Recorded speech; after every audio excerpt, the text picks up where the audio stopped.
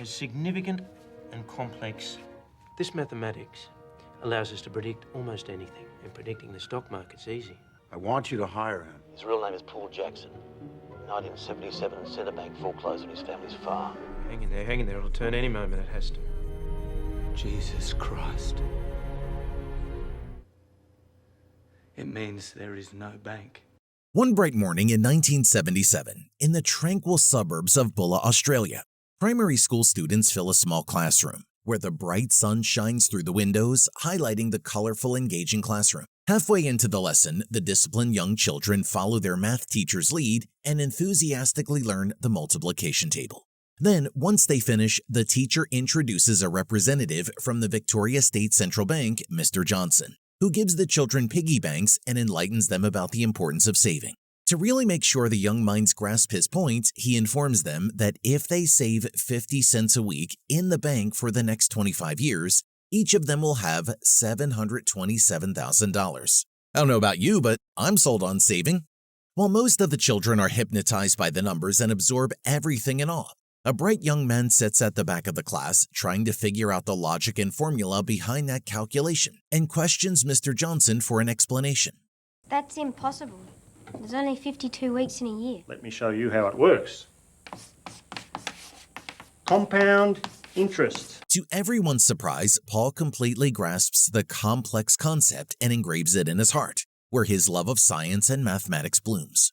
A couple of decades later, a revolutionary mathematician named Dr. Jim Doyle uses different complex mathematical theories to build a software called Bank Trading Simulation Expert (BTSE), which he soon hopes will be finished and have the ability to predict the trends of different variables and be trained to learn from its own errors and experiences.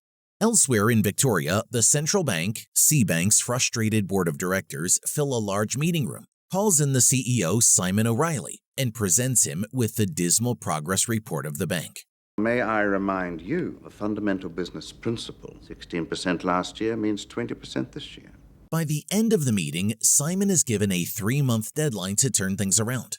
Simon takes a moment to hide his panic, puts on a brave face, and tries to come up with a plan to control the downward spiral. Simon, have you heard the saying that 2 wrongs don't make a right? After seeing the men off, Simon locks himself in his grand office, ignores the beautiful view of the city he usually entertains himself with, and glues himself to his desk for hours, trying to come up with a workable solution to his predicament. Later that day, one of his employees named Vincent informs Simon of John's BTSE software and explains that the mathematical prodigy is developing a system that can predict the stock market correction. He calls it Betsy. Great. He's named it after a f***ing cow. Simon is understandably cautious to accept Vincent's beaming recommendation of the doctor, who's a rookie in the trade world, and the duo continue their discussion for a few more minutes. Then, despite the apprehensive feeling in his gut, Simon gives in to his desperation and decides to interview the doctor. Jim arrives in Victoria and meets Vincent, Simon, and his men for lunch. The mild-mannered, shabby Jim looks like a fish out of water among the impeccably dressed fancy men and awkwardly eats his meal until Simon prompts him to start his presentation. Relieved, Jim gets into his element and passionately describes his work, but soon notices that none of the men are able to follow his pace. Hence, he improvises and stuns the men. Thanks, Jim. Yes, thank you for your time. Jim somberly leaves the meeting, certain that he's ruined the once-in-a-lifetime opportunity, but Vincent encourages him to keep up his revolutionary work. That afternoon, Simon decides to take a risk and makes a shocking decision. I want you to hire him. Really? Why? Because that wanker could be on the verge of discovering the holy grail of economic theory, that's why. A few days later, Simon makes quite the impression by personally welcoming Jim. To make sure the young man stays impressed, Simon takes him to the lab in the basement of the bank and shows him around. Right, well, what we've got, Jim, is a C-Log Pro. It's just off the floor at AP. The slick Simon stresses to Jim that they need each other to take the stock market world by storm and hires him on the spot. Elsewhere, a couple named Diane and Wayne Davis, who had taken out a business loan in foreign currency from C-Bank, work hard at their houseboat business with the help of their young son Roger. Unfortunately, despite working from dawn to dusk every single day, they can't cope with the unpredictable currency exchange fluctuation and soon become insolvent. One bright morning while Wayne works at the dock, Roger runs around helping his father and has a blast. However, soon, a concerned Diane rushes to her husband and informs him that they have received an eviction notice. Despite being gutted by the news, Wayne keeps a positive attitude for the sake of Roger, who overhears the conversation. Then, knowing that the officers are required to hand-deliver the notices, Wayne playfully suggests evading them at all costs. He then lovingly comforts Roger, who's obviously shaken by the news, promises to handle everything, and hoping to distract him, playfully chases him around the dock. Elsewhere, Jim's world is turned upside down as he's thrust into an opulent, fast-paced world in which he's given a lavish apartment and a fancy car with a driver. A few days later at work, Jim and his colleagues lock themselves in the dark, shabby lab and prepare to run a test on Jim's software. Once Simon hears the plan, he makes a shocking decision. Let's throw some real money into the mix. Try it for real. Simon, $10 million. Yes, Vincent. 10 million. Shocked, Vincent and Jim try to talk some sense into Simon to no avail. Hence, the group simultaneously holds their breath and apprehensively starts the test. Amount okay. 900,000 ahead. Ahead. Simon congratulates Jim, who's made the bank $1 million in his first 2 days of work, and invites him out to lunch. Too stunned by the emotional roller coaster of the last hour, Jim quietly accepts the invitation. Despite the lavish new life and the dream start to his career, one can't help but notice the lifelessness and pain in Jim's eyes.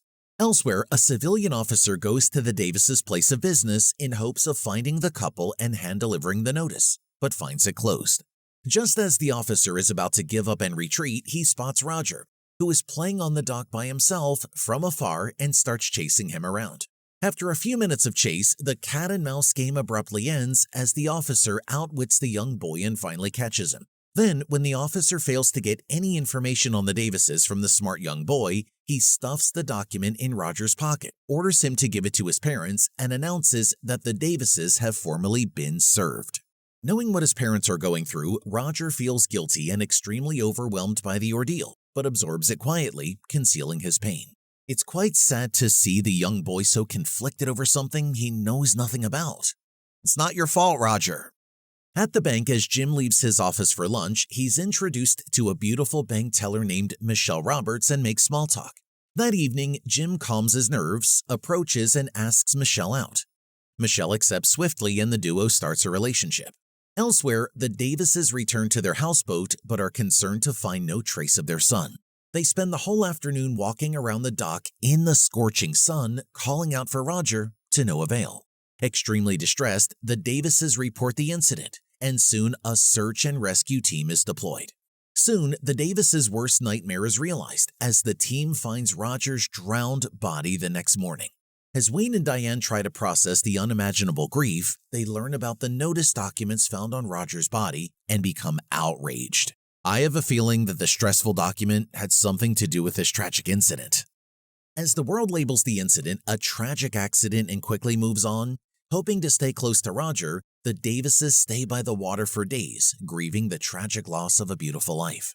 Elsewhere in Jim's grand apartment, Michelle goes through Jim's still unpacked book collection and tries to learn more about her new boyfriend. Who's Paul Jackson? You're curious, aren't you? He's a mate from primary school. I haven't seen him for years. A few days later, Simon takes Jim to the stock trading room to show him the daily chaos and shares that he used to work as a trader and proudly narrates how he made it all the way up the hierarchy. Simon then reveals that he allows his best traders the reins to operate outside the rules within a 10% buffer, but adds that if their position becomes compromised and goes under a certain value, the computer will cut them off, effectively shutting down their trading. Then, as Jim processes everything, Simon gives him a calm warning. Make the breakthrough, Jim. Stop whining like a fucking woman and make the breakthrough. In the afternoon, Jim, Vincent, and their team once again locked themselves in the shabby lab for hours trying to figure out the reasons behind their stalled progress. You might like to know that the last 7 tests, if we'd been live, would have cost the bank $26 million. Hoping to figure it out soon, Jim leaves the lab, takes a walk around the city without even feeling the thunderous rain falling on him, and mentally goes through every formula and principle until he experiences a light bulb moment. Elsewhere, once evicted from their home, the Davises move into a small motel and decide to sue the bank for wrongful death. To this effect, they call law firms around town but are disappointed to be turned down by each one. Then, after an exhausting search, the grieving couple finds a small-time lawyer named Stephen O'Connor who finally reviews their case. So what do you do then when no one will represent you? Well, you end up with me. Meanwhile, Jim returns to the lab after his discovery and spends the night there, without even working out the details alone. The next morning, Jim demonstrates his findings to Simon, who congratulates him on the progress and invites him and Vincent to a dinner party at his house. On the other side of town, while the disheartened Davises sit in their dark motel room trying to figure out how they can possibly move forward, Stephen visits them. The bank is liable. You'll help us. Well, I'll certainly try. Elsewhere, Jim and Michelle prepare to head to Simon's party, but get into a fight. Simon, the bank, they know about us. Are you worried? Am I the eye? Is the pressure of keeping up with the fast-paced world getting to Jim? Luckily, Jim apologizes quickly and the couple continues on the boat ride to the luxurious mansion, filled with the movers and shakers of the banking world. As the party progresses flawlessly, Simon pulls Jim and Michelle aside and proudly informs them of his latest financial move. 38 kilometers of prime crown waterfront real estate. As of 6 p.m. today, it's ours. Disgusted by Simon's attitude and mentality, Michelle tells him off and storms out of the party. Unfazed by Michelle's reaction, Simon advises Jim to dump his girlfriend and find someone else better suited for his new world. Simon has no filter whatsoever. Jim ignores this and runs after Michelle. Once on shore, the couple discuss everything. Elsewhere, as the court date approaches, desperate to make a good impression as he goes against the hotshots of the giant bank, Wayne, who has never owned anything formal, prepares to go suit shopping in the local department store with his wife. Stephen then joins the couple at the store and coaches Wayne on what to expect. It's your word against his. What about the trainee who was there? Excited by what he learns, Stephen rushes to prepare a subpoena. Meanwhile, Michelle mentally replays the last conversation she had with her boyfriend, looks back on their relationship and realizes that she doesn't really know much about the man she's planning her future with.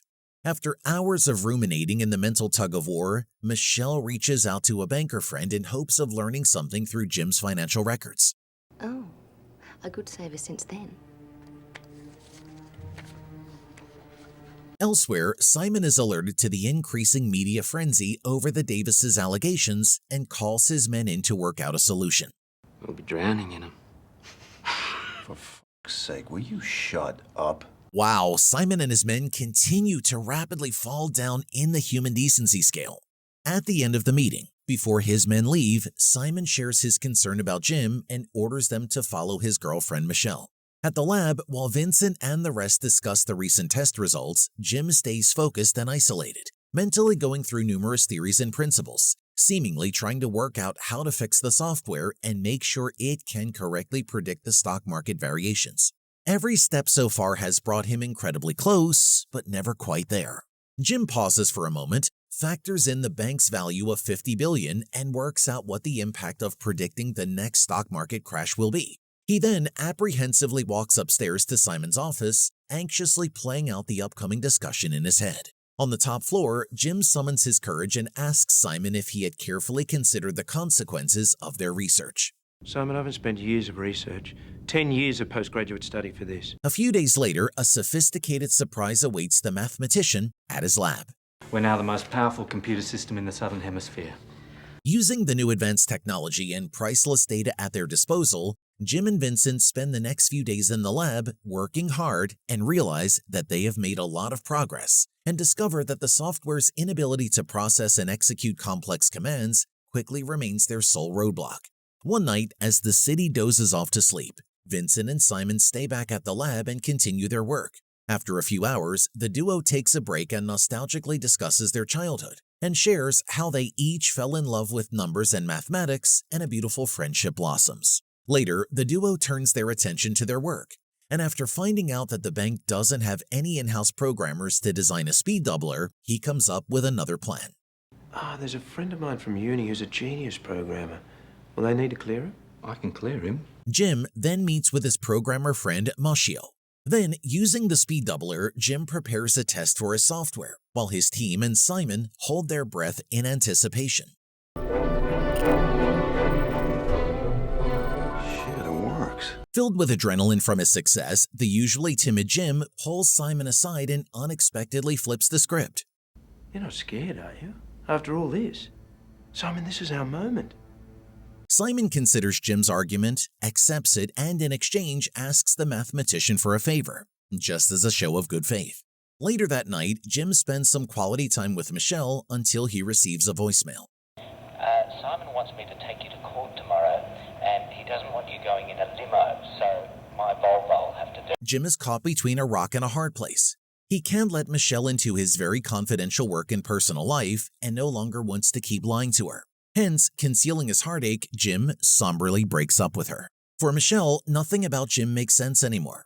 Hence, hoping to get to the bottom of everything, Michelle tails Jim from afar as he's escorted to court.